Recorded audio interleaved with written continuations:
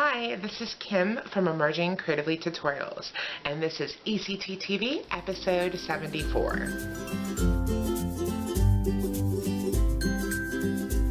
Today I am going to show you a fun technique for making a spiral pendant like this one, and it's kind of concentric or kind of folded wire that we make into a spiral. It's a pretty cool technique.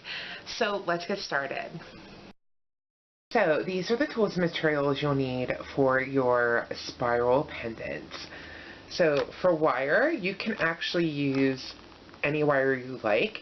It's going to change the look and the size of your pendant, however. I'm going to be using 14 gauge aluminum wire, and I'm using it because it's really easy to bend and use, but it's still pretty thick. I've also done this with 16 gauge wire, and I love that look too, and I've done a few, and I'll show you a few samples with 20 gauge wire and 18 gauge wire as well. They're just smaller and daintier, and if you use thicker wire, it will be thicker.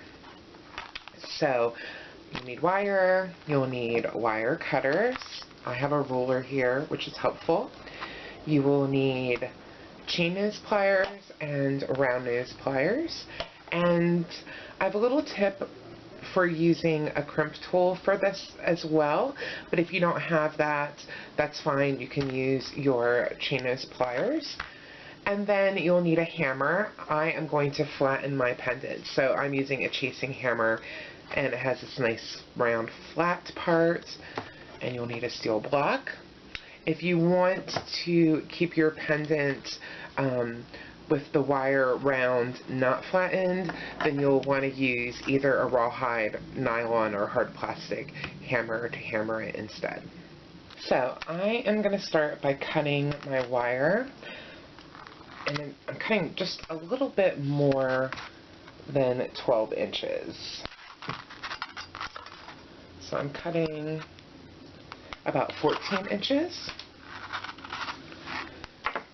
And if you have any kinks or anything like that, you can just take them out by pulling on the wire, but know that when you do that, it's also hardening the wire. It makes it more difficult to work with.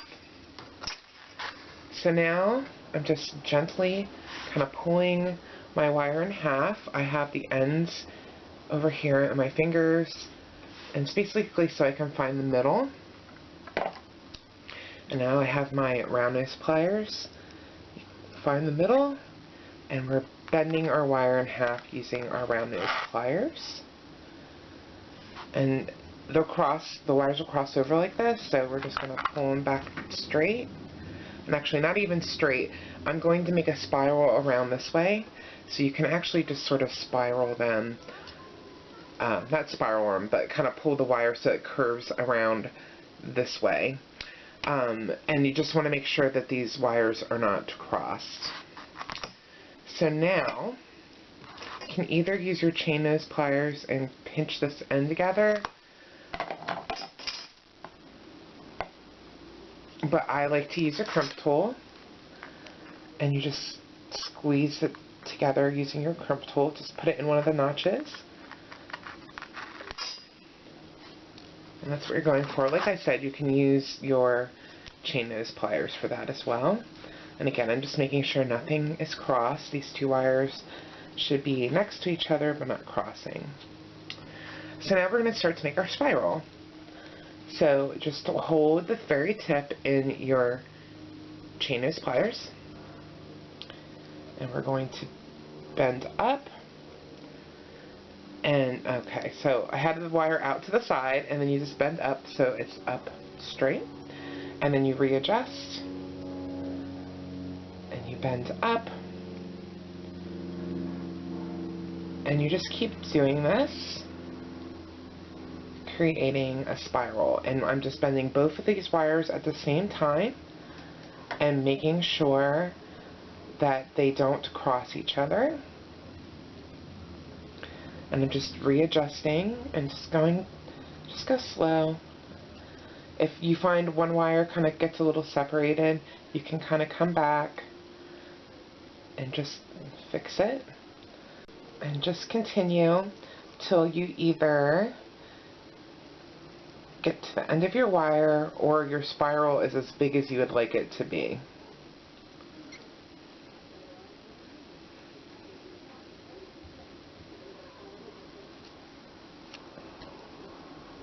Okay. So that's the basic spiral. And now I have these two ends, and this is how we're going to make it into a pendant. With the inside wire, so the wire is on the inside, it's also going to be longer because it was on the inside. We're going to go to the top of our spiral, use our chain nose pliers, and bend against them to make that wire go straight up.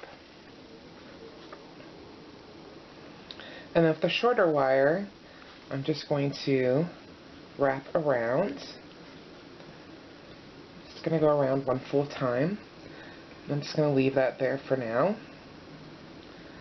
You can just make little adjustments if you need to your spiral. Make sure nothing is crossing, everything's fine. And now we're going to make a wire wrap loop with this long straight wire here. So I'm going to hold the wire in my round nose pliers. I'm going to make a pretty big loop because I want to be able to put a cord or a chain through it.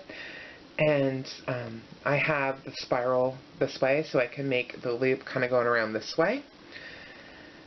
And I'm holding it just about 1/4 of an inch above that last wrap that I did with the other wire. I'm going to wrap down toward me and around my round nose pliers. And now I'm grabbing my chain nose pliers. I'm going to wrap around one time. As I'm doing that, I'm going to straighten out this loop so it's straight above the pendant, kind of centered. And now I'm switching hands, and I'm going to grab my bent nose pliers to help me wrap. I'm going to wrap around. You can wrap around what usually I would say you'd wrap around twice, but in this case this wire is really thick and it seems to be working out just to go around once. And then you have these two ends you're just going to cut, making a flush cut. So use the back of your wire cutters toward what you're cutting. And trim them both off.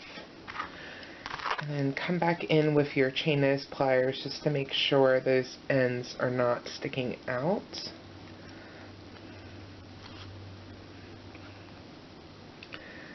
And that is the pendant.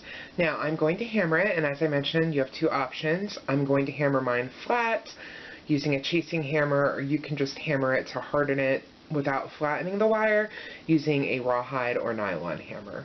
So you just want to hold the wire wrapped loop off to the side and the wraps kind of off to the side and just hammer the spiral itself.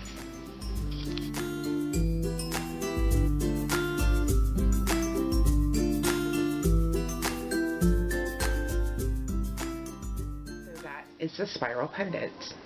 And so to wear this, you can just simply slide it on a cord, or you could slide it on a chain. I do have a tutorial on how to make your own cord on my website over at KimberlyKoehler.com, and that looks really cute. And here I wanted to show you the difference. This is the 14 gauge and this is the 20 gauge. So this is pretty large and I like that, and this is much smaller. In both cases I used the same amount of wire, but you can see the difference with the different gauges of wire. And so then any wire in between these two gauges, so this is 20, this is 14, so say 16, 18, they would be different sizes in between these two sizes as well. So I hope you like that, and you can use this for a pendant, or you might want to use it as a charm on a charm bracelet. You might want to go for a smaller one. You could make this smaller with the thicker wire too, just use a shorter length. So I hope you liked today's episode of ECT TV, I would invite you to come over to my website where you can see the step-by-step photos and written instructions for the show notes for this episode, which is KimberlyKoehler.com/episode 74. The link will be down below this video. Also, if you haven't already joined my newsletter, I highly recommend you join it, especially if you're new to wire wrapping.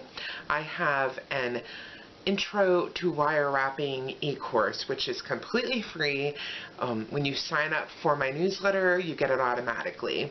And then whenever these ECT TV episodes come out, I do send out a PDF of the project, so you can download it and save it, but only to my newsletter subscribers. So make sure you sign up over at KimberlyKoehler.com. The link will be below this video, so you can go right over there and sign up. I hope you have a wonderful day and have a lot of fun making your spiral pendant.